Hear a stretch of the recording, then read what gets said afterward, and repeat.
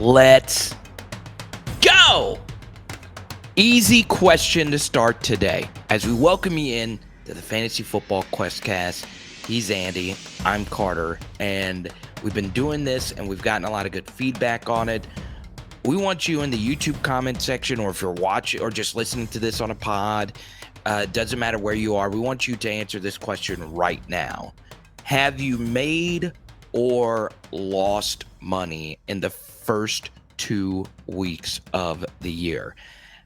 That's all we want to know, Andy. And also today, there are some pro uniform releases for this fresh rookie class that we're going to talk about a little bit later. And then at the end, we got some spicy plays of the week for you. Andy, this would be what I would say to whoever answered that question. No, don't fully panic. It's only 2 weeks into the season. It's not the end of the world. But there are some things that are starting to look a little bleak for some players that, quite honestly, were very expensive going into this year. And that's a hard part about this. Sometimes, you do some things, including myself, where you just don't make right decisions. Yeah, man. The biggest one turns out, Trey Lance, season-ending injury, broken ankle. I spent about $200 on his rookie card, some Optic Hollows, Prism Silvers, and now I'm stuck holding that bag. But Yeah. I diversified my portfolio. I also didn't over leverage myself. I take a very poker centric, gambling centric mindset to sports cards. So I never play or never spend more than about 10 to 15% of my overall bankroll that I have available for any given player, because I don't want to have all my eggs in one basket for this very reason. I want to stay in the game. So I did make some big sales this past weekend as well. Jalen Hurts, Lamar Jackson. And so that negates the loss that I'm going to have to hold on to from Trey Lance. And the great thing about cards, I'll hold him till next year, next season when he comes back. There's still such a small sample size on him. He's going to get hyped up again, because he's an early first-round draft pick from 2021. Yeah, and what's interesting about this is we have a bunch of people that are very, very, very smart. If you go to our last video last week, there were a ton of people saying, beware of Trey Lance, okay? Jack, shout out to Jack. He said it. Roberto as well. He said he bought a Trey Lance dip. And Travis says, I think Trey Lance is way overrated. Also, I thought some guys that would be good turned out to be good, and I thought some guys that wouldn't be good turned out not to be good. I didn't think Tua would be that great, and he has been one of the best quarterbacks in the NFL. So, I admit when I'm wrong, right? I've been very wrong up to this point. I still have some skepticisms, and obviously, this is a clear example of the pieces around him obviously being very special in Waddle and Hill. But, at the same time, he's shutting me up. He's playing as good as pretty much any quarterback not named Josh Allen in the league right now. So, I sometimes you get these things right. Sometimes you get these things wrong. And look, the Trey Lance people that did spend a lot of money, I wouldn't go fully into panic sell mode. Like, obviously, if you need to make some of your money back, then and you just want to give up on them. You didn't like the fact that after the week 1 loss, he went James Harden in the club with the ladies. If you don't like that, then you could sell, do whatever you want. But next year there's going to be Trey Lance hype. So look, it's not the end of the world, Andy, if you are one of those people that spent the money on Trey. Yeah. Look at it this way. Maybe you buy in. So say, like for my case specifically, I bought a $70 Optic Hollow, $70 Prism Silver. Those cards already, I'm looking at transactions that closed yesterday for 42. The other variation closed for 32. These cards are going to get into that $20 price range. I mean, it's just what's going to happen here in the coming weeks. Obviously, you can still sell right now, maybe take a little loss and get out if you really need that cash. But this presents an opportunity to kind of take your average buy price of a player down. So now I could buy here the next, I would say, month. I'll just kind of stalk the auctions.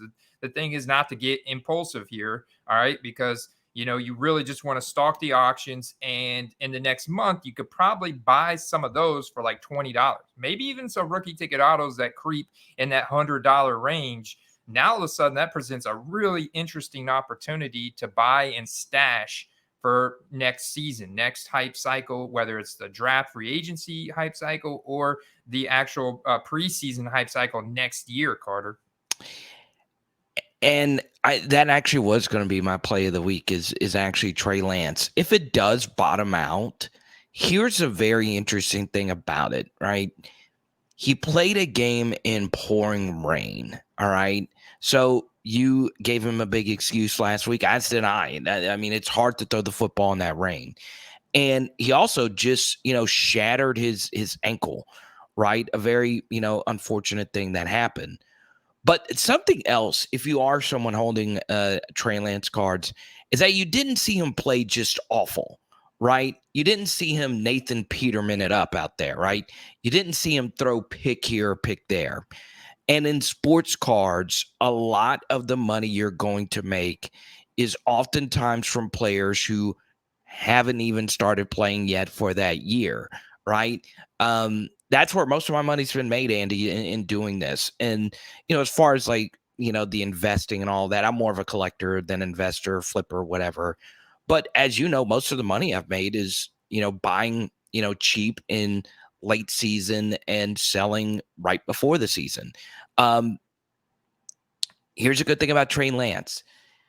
He's going to have a lot of hype going into next year, and there's still going to be this mysticism, if you will. What can he be? And you don't know what he can be. But I know a lot of people next year with the draft capital, his dual threat ability and all that, and still being with the 49ers, a lot of people are going to say, well, he still could be something great. Whereas there are plenty of quarterbacks out there who don't look that great, right? I wonder if Trey Lance isn't the player we should be talking about. What about the people out there holding Davis Mills cards? I mean, how do they feel right now? We haven't talked a whole lot about Davis Mills. I think he kind of got swiped in this 6th quarterback draft cycle. So right now, Trey Lance is a major hold for me. I just would not panic sell him. I think this is a situation where it may not even matter if he can play good or not. I think the hype is going to come back around to him, mainly because of that San Francisco 49ers brand and the draft capital and Kyle Shanahan. So it is very interesting if you look at it that way. What about Zach Wilson? Because I think that after this, game-winning drives, that the comeback performance that Joe Flacco put together for the Jets, I've heard tweets come out from reputable beat writers, sources around the NFL that say Joe Flacco is going to be the starter for the foreseeable future for the Jets. Like straight up, Zach Wilson is going to be benched even when he is 100% healthy right now. So I think that's an even bigger L. Like there's potential that he just it becomes a backup for right now, and you can see his optic hollows are down to $20, Carter. So this is half. Like here's one that closed for $10. So that's even half of a quarter of what, and we saw how quickly Jets fans jumped ship last year for Mike White. and it's not like people, like I've definitely seen some Joe Flacco transactions. There's some interest there. Of course, he's got a long storyline in the NFL. He's been around for a while. So there's definitely some demand. It's nothing crazy. There's not a ton of it, but it's a very interesting storyline that I think Zach Wilson investors that invested in national treasures, rookie ticket autos at a serious price level, are going to be taking a much bigger loss than Trey Lance. And obviously, before we, move along into this episode, and a very exciting release coming up for, rookie card uniforms of this current rookie class. Not obviously, we've been mostly talking about 2021. We're going to talk about some of the 2022 players. How about Garrett Wilson looking great? If you are a 2020 draft class believer, okay. Obviously, I am. Joe's in it, and I'm a Burrow guy, and obviously Herbert's in it as well. This weekend, you're the biggest winner if you're holding 2020 wax, right? Tua's look great. And like I said, all this offseason, I hope I'm totally wrong on Tua because I am a 2020 wax holder. Now, I'm not like a lot of you listening to this or watching this, where, I saw a thread on Twitter from, I think, Card Purchaser or somebody, where there are people with closets full of 2020 Prism product of that much wax. But man, you're making money. You're making money right now because Tua looks really good. Jalen Hurts looks really good. And we know Joe Burrow and Justin Herbert, even though in terms of record and just overall, I mean, Herbert has not had a game where the Chargers have scored 30 points yet, and obviously Joe has been the worst quarterback of the four up to this point. You're sitting pretty right now, Andy. All four of those guys overall, we can at least admit are going to be very good. As in, Jalen Hurts will be as good or better than, let's say, Ryan Tannehill or somebody like that. So like he's good, right? He's very, very good. So, for me, I'm loving that right now. Yeah, I mean, I think you can firmly place him in the top echelon. Not to the extent of a Mahomes or a Herbert or even a Burrow. You can see that. Like I was wondering here, looking at the chart, if Tua and Jalen Hurts Prism PSA 10 cards were going to cross or intersect and exceed what Joe Burrow's were reselling, because Joe Burrow took a nosedive after this game, and there was an auction that closed September 19th yesterday, Carter, for $208 on Joe Burrow's PSA 10. And that's down from where it was at after week one of 265 or before the season at 280, almost $300 when they were neck and neck with Herbert's. Now Herbert's is staying strong, but you can see just today, I saw an auction ending this morning that ended for right at 240 for Joe Burrow's PSA 10 Prism. So it's like there are still going to be a lot of believers out there that are like, oh, this is my opportunity to buy into Joe Burrow. You're still going to have that competition. And it's going to be very interesting to see where these guys go, because Tua is playing the Bills this upcoming week. So, I mean, it's just going to be a clash of 2-0 Titans here, which is very exciting because he's pitting these guys against each other. Just like last night with the Vikings at the Eagles. I actually hedged my bets in this game, Carter. I bought an Optic Holo Jalen Hurts at $50. And then I also bought 3 Kirk Cousins 2012 Prism rookie cards at $15 a piece, spent almost $50. So it's like one of these guys is coming out of this game 2-0 with a lot of hype. And I bought some Justin Jefferson cards as well, because I've also been selling a lot of base Justin Jefferson that I accumulated and bought a short print Justin Jefferson. So yeah, man. So I'm so excited about that, because I think the Vikings overall this year are going to do great. But last night, the Eagles had their number. Darius Slay is elite. The Eagles defense as a whole is elite. And they just had the right game plan. And Jalen Hurts has taken the next step as a passer. But I'm coming out as a winner and I've still got cards for Kirk Cousins that down the road, he could somehow grab a wild card spot, or he could still get hype. That was like a pretty big hit, I think, to his kind of resume, because he struggles so bad on Monday Night Football. It's like, once again, here's Kirk Cousins, man, that got up to the hot start. And I saw people spending $150, $200, $250, $500 on a BGS 9.5 Kirk Cousins Prism autograph card. There's a lot of higher end Kirk Cousins cards that were selling. But I think Jalen Hurts obviously was the play. But if you bought both, like, you're sitting okay. And now I have these cards from 2012 that are pretty rare. Now I have a chance to get those graded, because you and I talked about the pop report differences between Russell Wilson, Ryan Tannehill, and Kirk Cousins, being Kirk Cousins only having like 30 something PSA 10 prisms. Like, there's a lot of raw opportunity. Same thing with Jalen Hurts. I mean, you look at the pop report, Jalen Hurts Prism PSA 10 only has a pop report of 1,500 compared to Burrow and Herbert over 4,000 to over 2,500. So Crazy.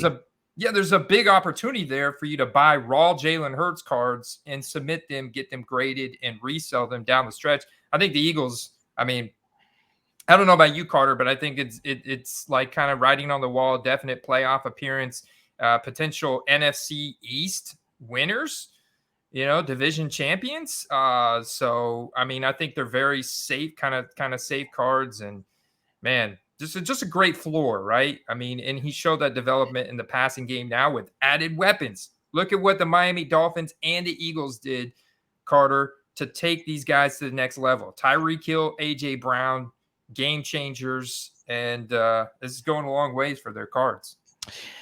What's really key as well is, you look at Josh Allen. They made the move for Stephon Diggs, and Diggs has been the best arguable player not named Josh Allen in the NFL these first couple of weeks.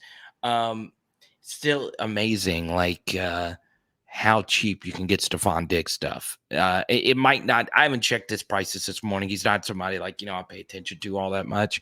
It is very interesting. Now, I do like the fact that you brought up Darius Big Play Slay. I freaking love this guy. I just do. He's one of these. I looked at. He was a 4-time Pro Bowler, but let's talk about my guy with the block kick, Patrick Peterson. He's still got some juice left in the tank. How many 30-year-old vets do you see getting dirty and blocking a kick? So I wanted to shout out. I haven't talked to him in a long time, but Patrick Peterson went to LSU. Darius Slay went to Mississippi State. And what was the final result of this weekend's game, Andy? Do you know? LSU won. I know they Tigers won, baby. The Tigers won. Let's freaking go. I'm kidding. What I will say though is, as far as like Jalen Hurts is concerned, he's just good, and Philadelphia's fans are the best. And if you are winning, they are the best. If you are losing, they will be ruthless. It's just like that, right? They're really, of all the NFL fan bases, there is no middle ground. It's either you're winning, they like you. If you're losing, it's you're nobody. And Jalen is just one of those guys you just like to root for, right? Especially considering, how his college career, the roller coaster that was. So, I just freaking like that guy. Well, you do an LSU YouTube channel. You're not supposed to like Alabama players. Forget that. Jalen is a phenomenal player, and he is a phenomenal person to just kind of follow along with. So shout out to Mr. Hurts. Really quickly before we get into like hobby tip of the week and all that, I am going to be interested to see how the new 2022 rookie class is going to look like in terms of their cards, Andy, for two reasons. The first is this wasn't a massive quarterback class, which obviously will affect some things. And secondly, how the product gets released. That's going to be a big thing. You and I are speculating that the release calendar will look like the release calendar from years past. But, as far as this draft class is concerned, it's never too early to start, thinking and preparing about the 2022 guys with clearly Donruss. Yeah, clearly Donruss at this point probably come out next summer. The release calendar is pushed back so far once again, Carter. We do have, I think that the top sets right now for rookies are still the legacy, but it's not the base cards, guys. It's the short print, silver autographed inserts, the prestige, same thing, serial number cards, autographed inserts, because they have pro team logos at least. It's college uniforms, but at least you get pro team logos. And then the next ones, Mosaic draft picks, they're okay if you're getting the autograph cards. Once again, I don't think the base cards are going to do great because they don't even have a rookie card shield on these. It's just the college uniforms. So some of them do have a rookie card shield, but most of them don't. The Prestige are pretty nice because they have that Pro Team logo. A lot of people like those. Luminance is doing something new this year with the gold year one medallion, and they've got the on-card autograph. And those cards are doing really well, very desirable. And the color of the ink dictates the print run. And we're going to get into that a little bit because the newest set released is Donruss Elite. Donruss Elite is the newest set that was just released, and this has got players in their pro uniforms. It's also got the Pen Pals insert, which is pretty popular, especially right now when you don't have a ton of different cards out there. And the Pen Pals inserts, they have different variations. Basically, they have a black ink, a blue ink, a red ink, a black gold ink. And depending on the color of the ink used in the on-card autograph, that dictates the print run all the way down to, the gold ink is going to be out of 10. And so those are very desirable. Like there's a Garrett Wilson green ink that I saw sell for $400 this past like Sunday night. So yeah, I mean, even the black ink cards for like Jahan Dotson, Garrett Wilson, Drake London, Brees Hall, these cards are still all going for $100 right now. And that's like the base Pen Pals insert. Probably has a print run of around 150 to 299, something like that. And yeah, those are going for $100. So, very desirable set. But the other sets, like you're talking about, select draft picks postponed till the end of October. Prism draft picks postponed to the end of November. No date yet for Donruss. You do have some hobby sets that are really kind of small, niche hobby sets, gold standard elements coming out soon that are going to have pro uniforms, but they're just, there's not a lot of cards, like unless you're getting something really rare that's autographed and serial numbered. I kind of stay away from those base ones. Yeah. It's just not super popular.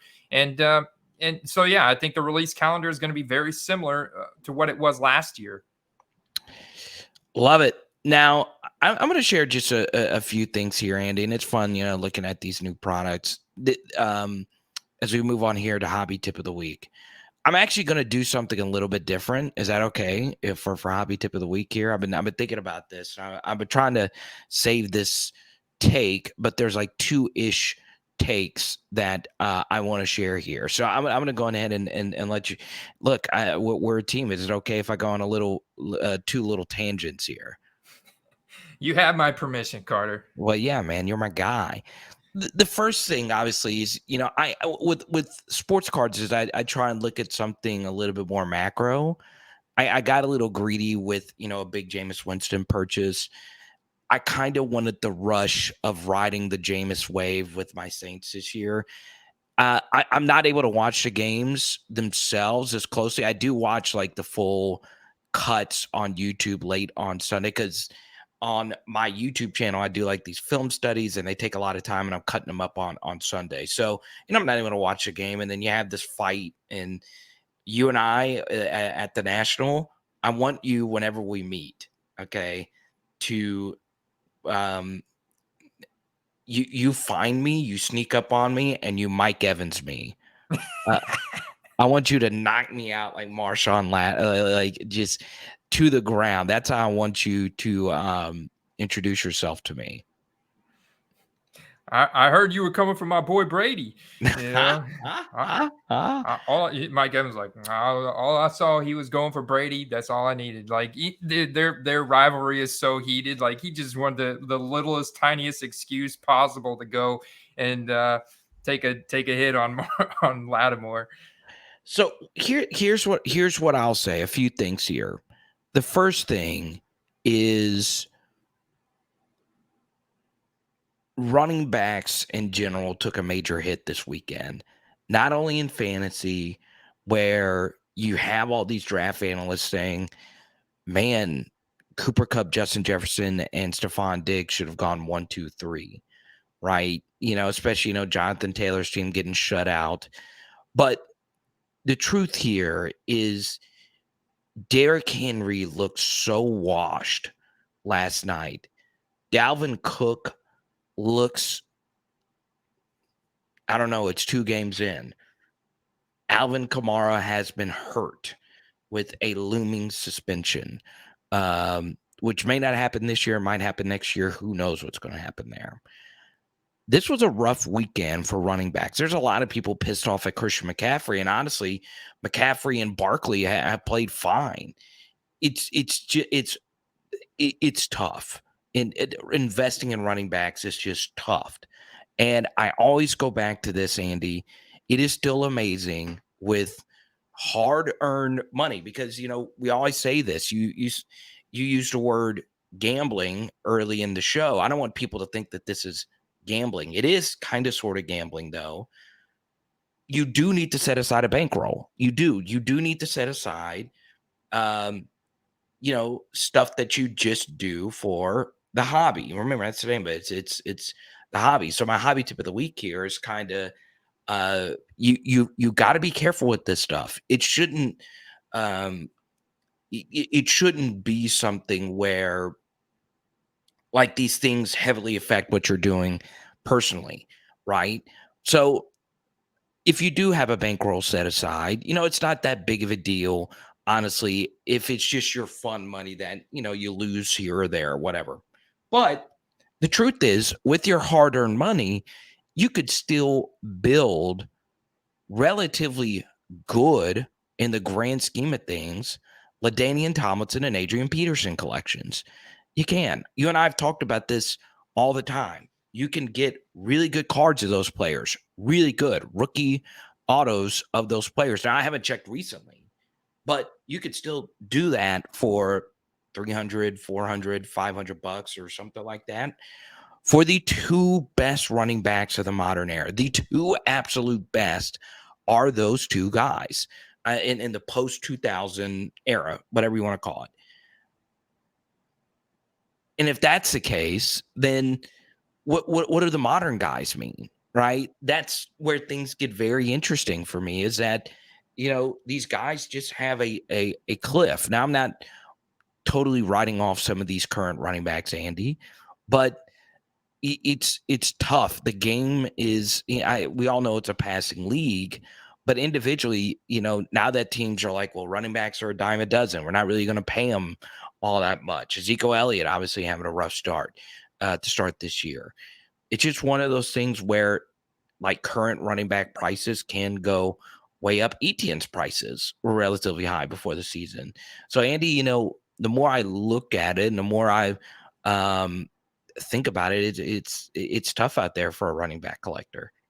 It is. Saquon Barkley is a prime example. Even though his team is 2-0, and you think, okay, he's doing great. The hobby right now, specifically for football, Carter, and I can confidently say this because I literally examine hundreds and thousands of sold items on a daily basis at this point, just because I want to be so dialed in on football cards specifically.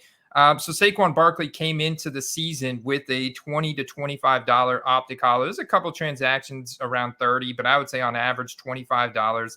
And after week one, his big performance in week one plus the win, critical component, $50 optic holo. It jumped up, and there was even a peak transaction there of 60. And this is also indicative of what happened with his Prism PSA 10s, his rookie ticket autos. They went up about 100%, only for them to come back down, even though his team won again. He only put up 12 fantasy points. He had a very quiet game in this one. He wasn't a big focal point of the game plan, but his defense did a really good job and helped them come away with the win again. But those cards are now down to $35 on average. So they went up. Now they come back down, level off. So it's very tightly correlated with performance.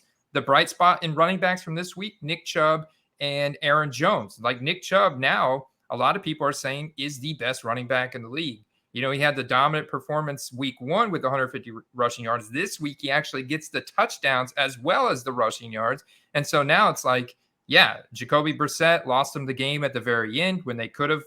He threw a pick and he could have just made an easy completion to give Cade York a shot. Even if he didn't get any additional yards, Cade York would have had a kick for like 62 yards or something like that, which I think your boy could have made, and they could have won that game. But Jacoby Brissett just decided to do something ballsy, and he threw a pick. And so it's clear that Nick Chubb is the focal point, he's the captain of that offense. And when Deshaun Watson comes back, that's probably going to be better for him. But it's so tightly correlated with performance that we're now seeing these weekly dips and spikes based on performance, and sometimes it even supersedes the win factor of their team. I'm looking forward to November to see if there are any really big dips on the good athletes, the top fantasy performers, because that's what's happened in years past, and it kind of was correlated more with the win-loss record of a team. So I'm very interested to see what happens here in the next month, because we're already off to this start where there's polarizing differences in records of teams, and a lot of upsets have happened, and it's exciting, man. And IPC a running back too. Obviously Jeremy Hill. And look, it's if you do PC guys long term, it's good for you, right? You can build pretty epic things for good prices. One little thing before we get to Andy's hobby tip of the week, mine is always being careful, with what you said earlier, the bankroll and all that stuff.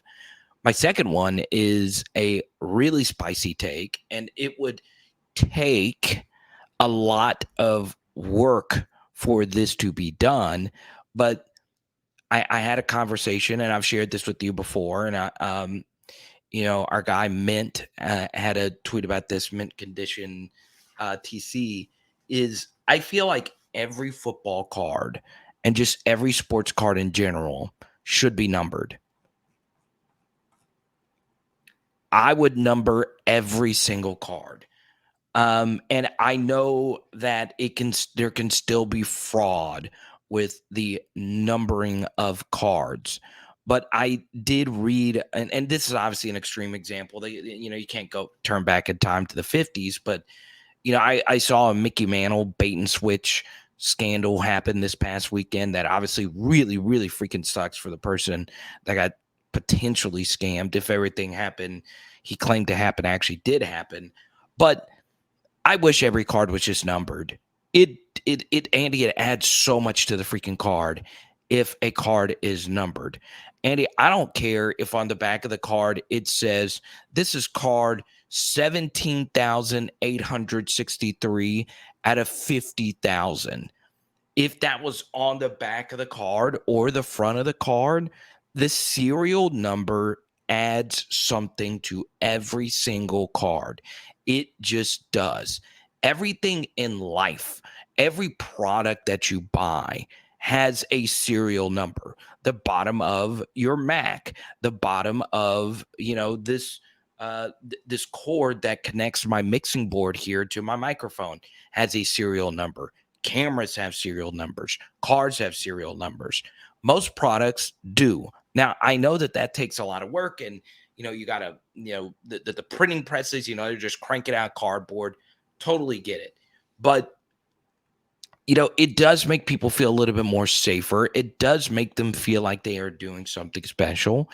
And, Andy, you've talked about some sets that do number a lot of their stuff, Spectra being one of them. I just love things, serial numbered. I feel like I'm getting something a little bit more special and unique. And the fact that, they took the time to stamp or whatever, engrave, print, whatever you want to call that term. I don't know. I don't know how much work that would take, but that's just me.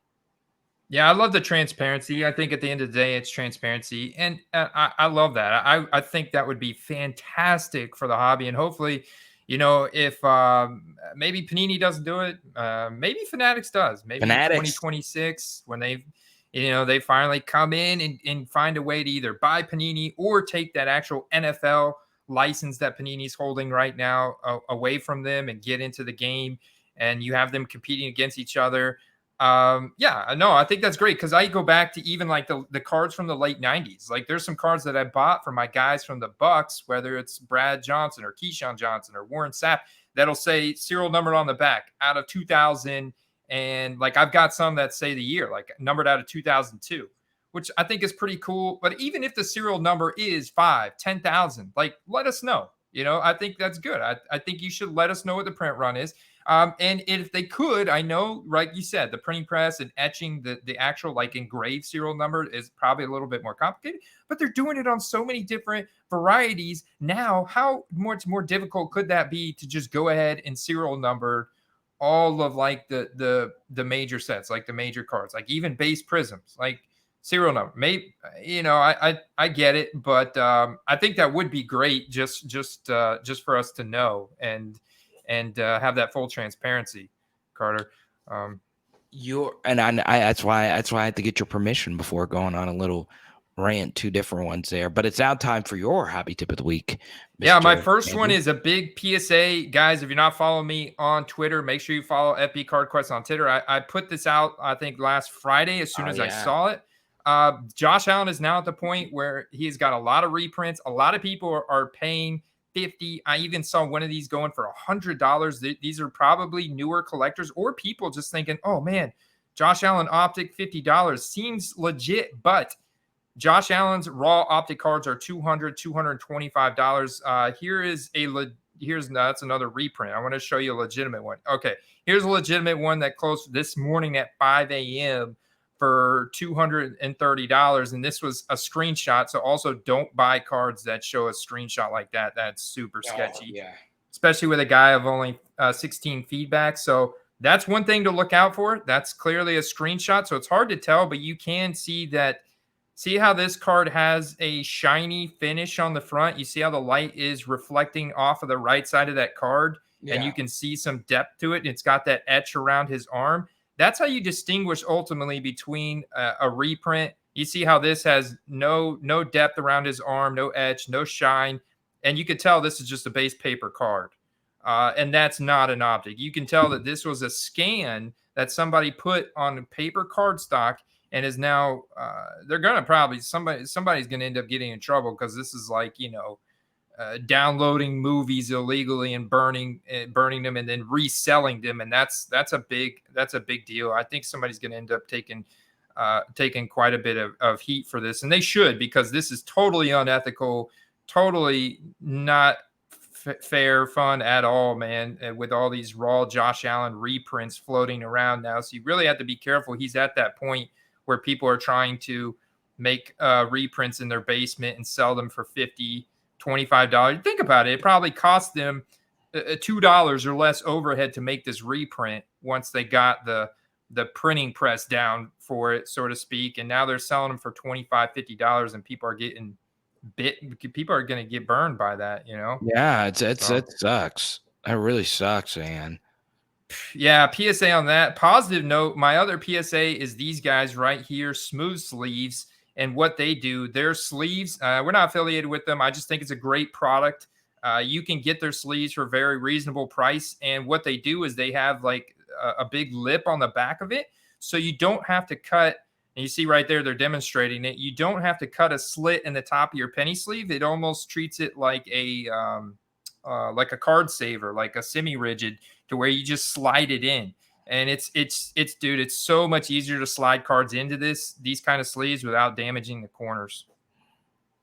And they're very reasonably priced. I need to get some. So Smooth Sleeves, send me a product and I'll test it for free on the QuestCast. You like the product? It does make a difference. You could tell a difference.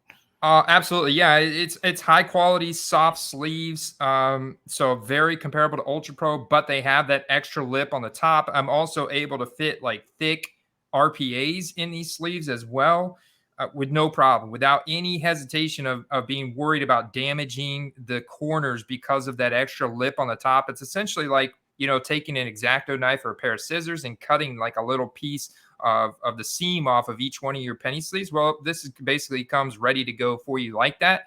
And then that little lip at the top sticks out of the top of the top loader. So, a lot of cards stick in top loaders. They get stuck in there. It's hard to get them out. This makes it super easy to pull those out as well without damaging it, with sticking your fingers in there and trying to pry the card out. You just pull them out. So I really like the product. Obviously not affiliated at all. Just like the product, use it myself. I just got a big order actually. Now it's time for play of the week. I'm kind of wanting some Smooth Sleeves now. I'm gonna give you an interesting play of the week, Andy.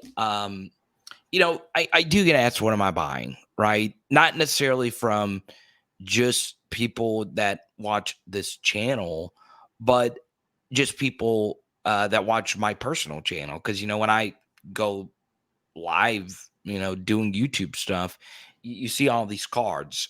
And as you can see, I don't change. My PC, basically the cards I display back here, it's obviously a lot of Tyrann Matthew with some other things mixed in there. But that is, what that is. Like, I don't, for the most part, change what you see, but I have a bigger PC. Like I said earlier, I'm more of a collector than the investor flipper type. But what I will say is this: I have enjoyed buying current college players' autographs, right? So I'm buying a bunch of the LSU quarterback players' autographs. Okay. So for a lot of these cards, okay, so this is Walker Howard. I'm sending this to um, one of my subscribers named Jason, who's in Wyoming. Um, this card is numbered. A lot of these Leaf cards are numbered autos, and these are the first autographs for a lot of these players. Now, obviously, it would be better if Walker Howard here was in like his college uniform for LSU playing. He's not even played yet. He's a true freshman. He's a backup. But my viewers have shown a lot of interest. It's very interesting, and I give them away to subscribers and all that stuff. Buying Walker Howard autos, like he's not played, but he was like a top 50 recruit, and at some point he's going to get his chance to start at LSU. And I'm buying him $4, $5 here. I got a few of Garrett Nussmeier, who's an LSU quarterback, who's also a backup right now. So my play of the week is look into some of these college uniform players. Now, of course, Bryce Young cards are going to be a little bit more expensive, but there are some players that you can buy for cheap that are of this Leaf quality. Now, you don't get the licensing, you don't get the LSU logo. Obviously, I would like that to be on the card. But ultimately, it's still an autograph of that player. So, a lot of you might not be college people. You could just be NFL people. But what's interesting, Andy, is the Kenny Pickett autographs, the Desmond Ridder autographs. Clearly Donruss is not out yet. There's autographs of those players in these Leaf-ish kind of products. So don't sleep on them. Once again, don't overspend them, because in the long term, the licensed NFL uniform stuffs are where it's going to be. But my rule of thumb is this: any autograph, especially of a quarterback, that you could get $4 a pop here, $4 a pop there, $7 a pop here, to me, just have very obviously, low floors, or, it's a low price point, if you will, like you like to say. So that will be my hobby tip of the week. That's great. I saw Aiden Hutchinson, a ton of his product that sold yesterday and Sunday after his big game with the Lions was Leaf product. I mean, especially for these Let's rookies, go. a ton of it is Leaf product. A lot of it, you're right, is serial number 25, 50, lower, plus autographed, and nice cards. Like if you ever held a Leaf Pro Set Chrome Finish card, or just a Leaf metal in your hands, it's a nice card, man. So they do make a good product. And those autograph serial numbers take it a long way. I like the play carder. Mine, I'm very much in the flipping game right now. So Let's what I'm go. doing is I'm looking at guys that are very hyped up, but had underwhelming performances, and I'm now buying into them in auction. Prime example, I talked about Saquon Barkley.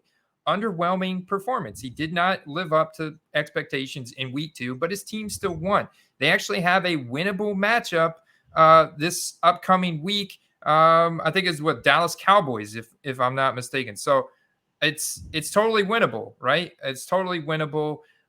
We'll see. But like for example, auction yesterday ended Saquon Barkley last night. There's a ton of auctions ending on Monday nights. Ton of it. There's actually like 3,000 700 graded football card auctions ending Monday night. So that can only tell you how many raw football card auctions are ending Monday night. There's tens of thousands ending Monday night. So Monday night has become a new, just like stock auctions and snipe them low. Saquon Barkley Optic Hollow ended last night in auction for under $20, $15. And you could turn around and sell that card for $50 and buy it now any given spike week upcoming. Perfect example right there. Another guy that I'm looking at to buy low in auctions is A.J. Dillon. Aaron Jones took the limelight. He got the touchdowns, even though A.J. Dillon still outcarried him. A.J. Dillon's still going to continue to be a focal point. It's clear that this is like, now that they've shown the dominance against the Bears with this game plan, they're going to continue to go to this game plan moving forward. They're going to be focal points of that offense. So some weeks it'll be A.J. Dillon, some weeks Aaron Jones. So, and I love A.J. Dillon's relevance in the hobby. So if I can find his rookie ticket autos going in auction ending Monday night after a game like Sunday night, and they close for like $30, that's just a perfect sweet spot to turn around, sell them for 60, 70. Those are two prime example. Another guy that like quarterback, Carter, I would say if I had to pick like a top 3 quarterback right now, Lamar Jackson. This guy is just Lamar Jackson is playing for that next contract. He is putting on a show for the Ravens front office to say, this is why you need to sign this paper from my mama for this money. Because, dude, he is just throwing the ball like his quarterback rating was like 145 in this past game. I mean, his passing is incredible. Plus, he still has the same mobility he always has. Broke off a 75-yard long run. And his optics, his PSA 10 cards are still a third of what Josh Allen's are. And I think the Ravens are going to be doing just fine over the season. I think Lamar is going to be in that conversation for a guy that needs to be, because they lost this game very narrow margin. Like the Dolphins came back, miraculous effort by Tua, Tyreek Hill. They came back to win this game. The Ravens had this game in the bag, for a while there. So I expect the Ravens to have a great above 500 record, clinch some type of wild card spot, be right in the thick of it, with Lamar Jackson's name being swirled around in MVP talks based on the way he's been playing. Just that poise and that mobility and accuracy passing and the weapons like Rashad Bateman, another guy undervalued, go get him. Devin Duvernay, like that whole offense. I just want to, sink some money into those guys for a season-long play as well. Let's go. Devin Duvernay.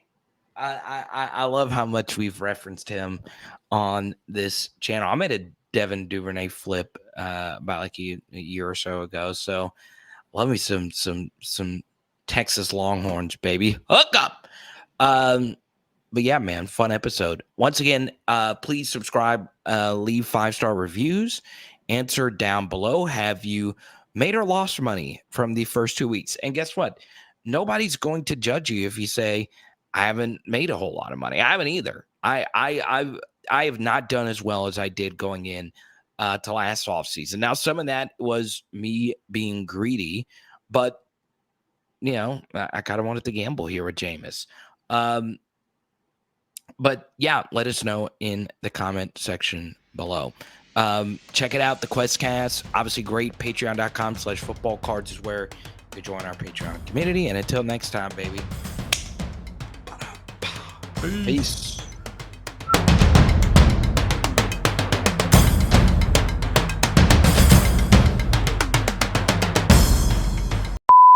That's good, man. Hey, buddy. Look at that hat, dude. I like that. You like that hat? Yeah, I'm about to get a bunch. Made. I'm still waiting to hear how much they're going to be, but yeah, man, it's good, man. How are you?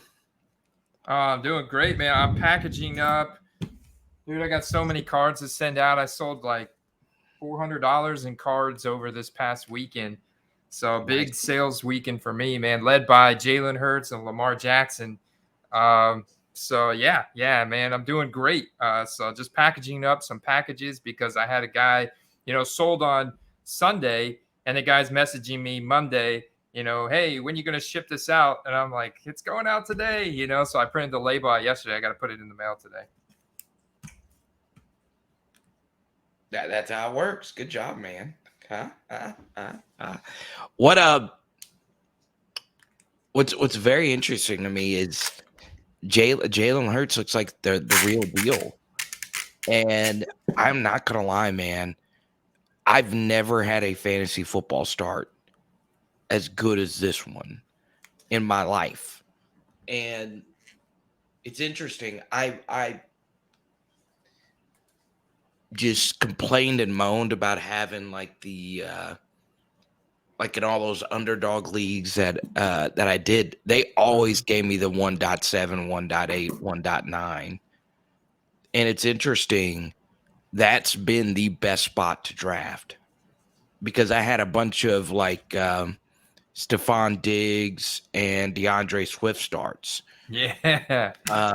And I brought this up on the creator league that we did.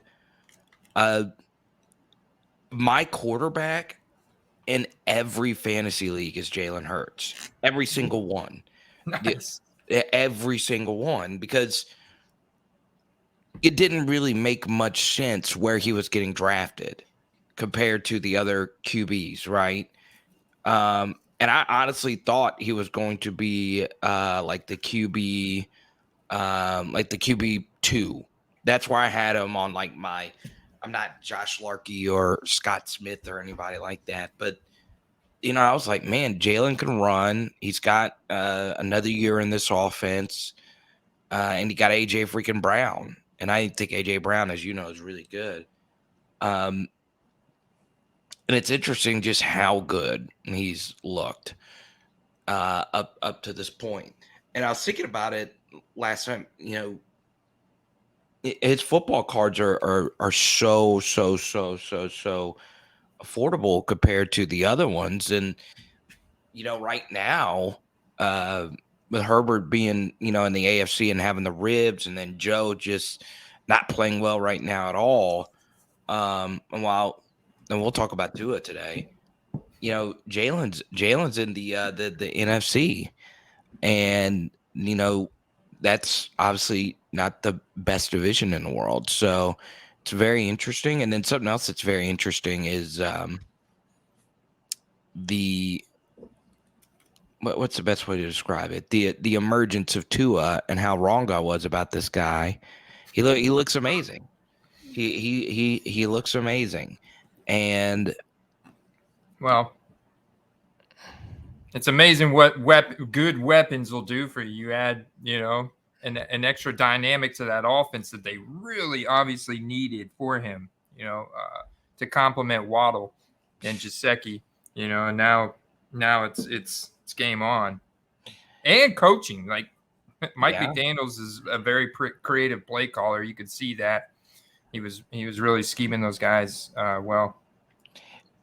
yeah. I think I was just wrong about that. I'll eat my words. Do I think there could be some Tua regression? I do. I mean, once again, it's a very small sample, but people that bought his cards are obviously making a lot of money if they're selling right now. He looks absolutely incredible.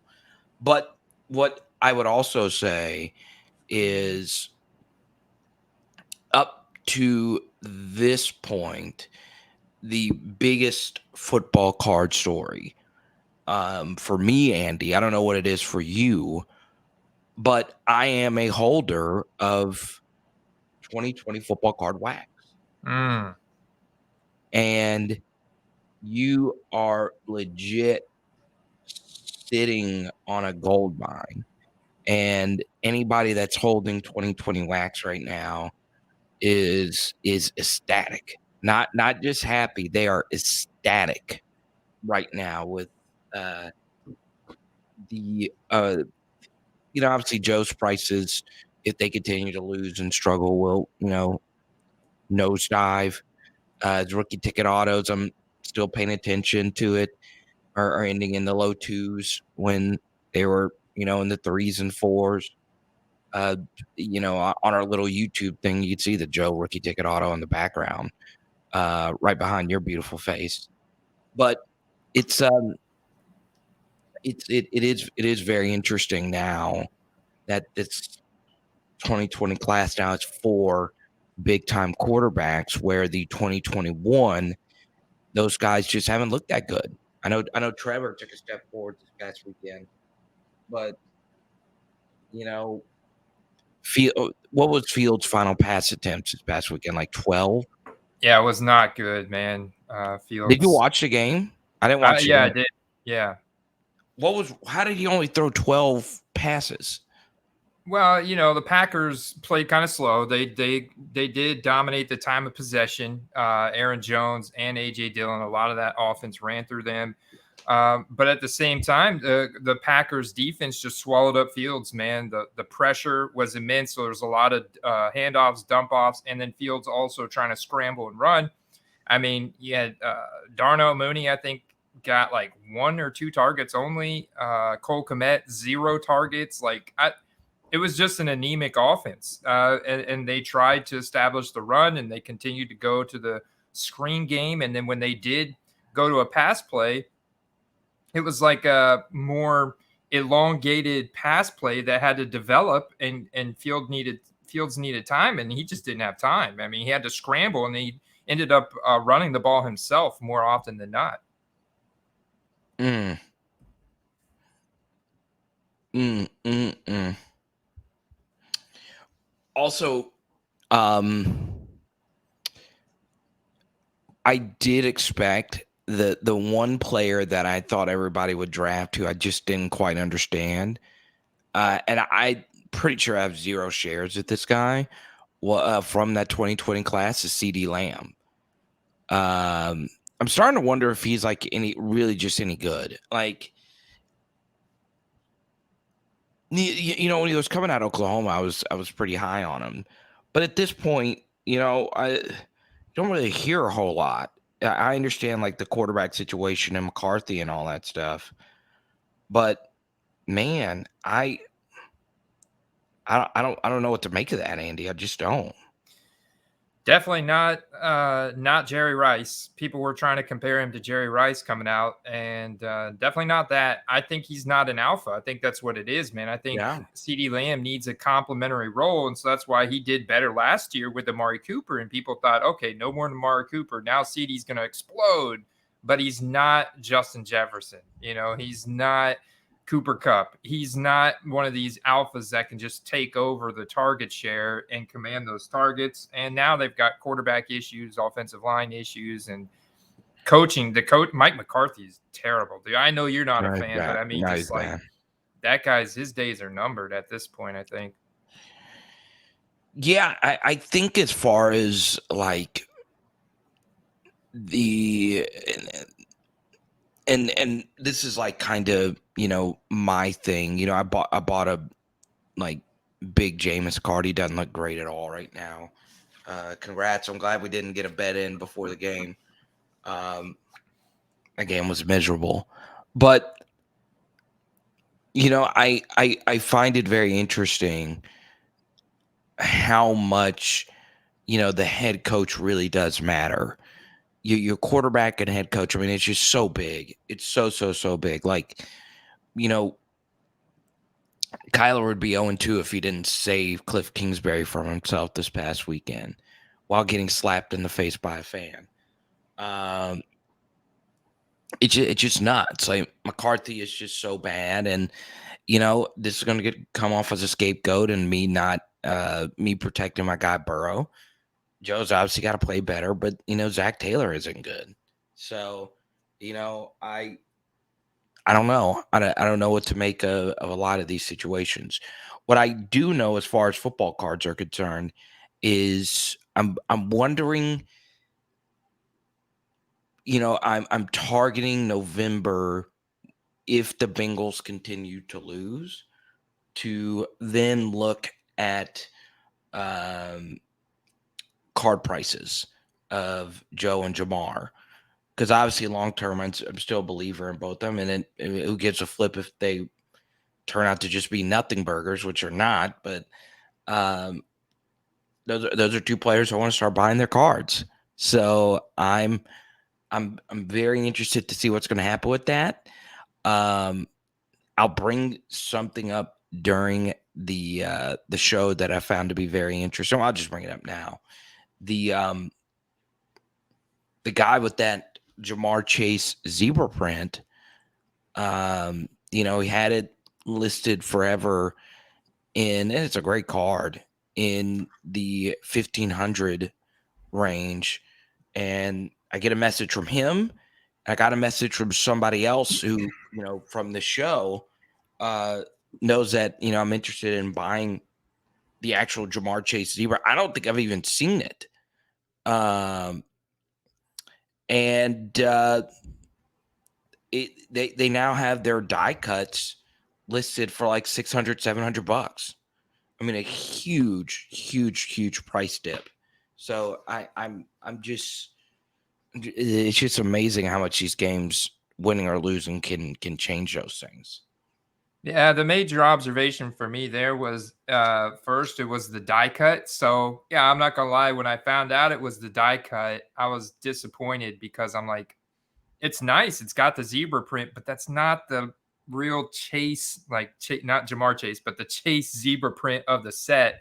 The real Chase card, or the Grail card, is the field level zebra print, which is hobby only. It's a case hit, and it's not die cut, which I just, I can point to hundreds of different examples where the die cuts, comparable scarcity, just do not go for as much money. They're just not as desirable within the hobby. There's some people that love die cuts, but if I were to poll everybody, they would prefer the same card non-die cut.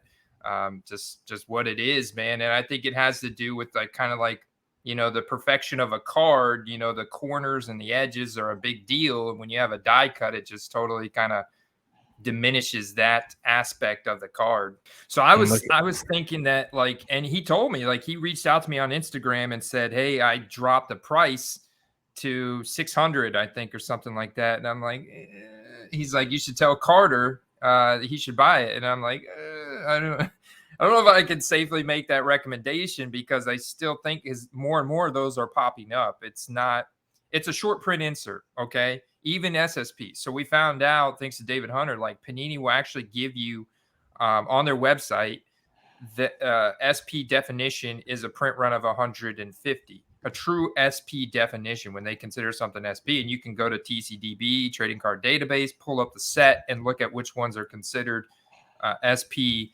variations. And then an SSP is about 50 or less. And that's right off the Panini website. So those die cuts that he's trying to sell could have a print run of about 150, I think. And if it's 150, think about a card serial numbered out of 150, non-autographed, die cut. Yeah, it's a $100 card, $150 card tops. Just because it does have that cool black and white zebra stripe, which looks just like the Bengals stripe on their new uniform. Yeah, and that's trust me, that's no shade to him or anybody. Trust me, I'm holding some cards I got a little greedy with on my end. I could have sold part of why I didn't sold the Jameis. I got a pretty good offer on it. The one that I had is I kind of wanted to, ride just take a little bit of a gamble and ride the high of the season and get the price that I want. Now I know for sure I'm not going to get it unless the Saints just start winning like crazy, which I'm not sure if they are. You ready to rock and roll? I got my keep 'em data pulled up. I mean, I'm pumped. Yeah, man. Yeah. Let's rock and roll. Let's freaking go. Huh? All right. Take it away, sir.